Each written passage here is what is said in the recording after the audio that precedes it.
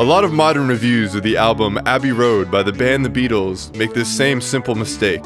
That mistake is assuming there should be a smooth segue between the songs I Want You, She's So Heavy and Here Comes the Sun. For example, some of that tonal whiplash from the White Album is still here. My favorite example is when you listen to I Want You, She's So Heavy with its lumbering outro and the layers of noise piling up. Then a hard cut. And then it's Here Comes the Sun, happy fun guitar time, yay! It's fine to not personally like the juxtaposition of these two tracks, but what a lot of people miss is that these tracks weren't intended to segue into each other. Now this mistake arises because the most common way to listen to this album nowadays looks like this.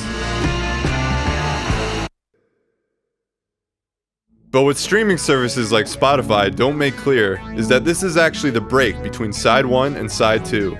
This break of an album into at least 2 sequences is sometimes lost in translation to modern formats, but it was an important part of the medium that artists considered and worked into the flow of their albums. It was an unavoidable technical limit, just like the limit on the amount of music that could be physically recorded onto one disc. Here's how the Beatles and the album-buying public of 1969 would have been experiencing these two songs.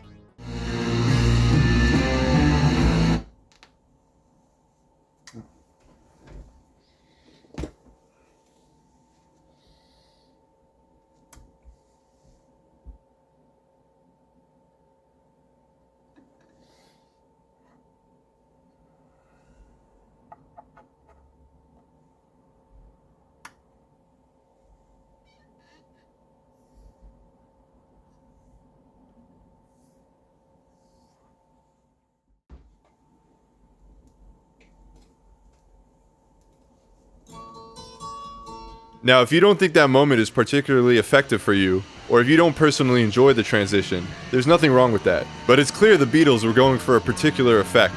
This abrupt ending to the song, and thus side 1 of the album, was a deliberate choice made by the Beatles as they were finishing up the album.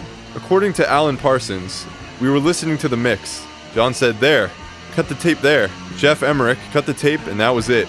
End of side 1. A chaotic buildup of guitars and white noise drawing the listener in, and then sometimes negative space can be just as impactful as a loud noise.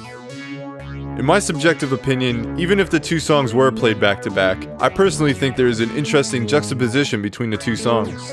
The effect of the loudest moment on the album abruptly transitioning into its quietest makes for quite an impact. Bonus vinyl cork that you might be overlooking: hidden tracks. Usually an album has an official end, as noted in the track list, but some albums have additional bits of audio further out, or even in the inner grooves. In a way, this applies to Abbey Road. I think most people recognize the end as the formal end of Abbey Road, despite the short Her Majesty appearing after a brief silence. Albeit, this is an example of a pretty hidden track. On streaming services, some hidden tracks are split into their own songs, while others are not. Therefore, another mistake you might see from some modern reviewers is not understanding what the formal end of an album is, and what is more of an Easter egg.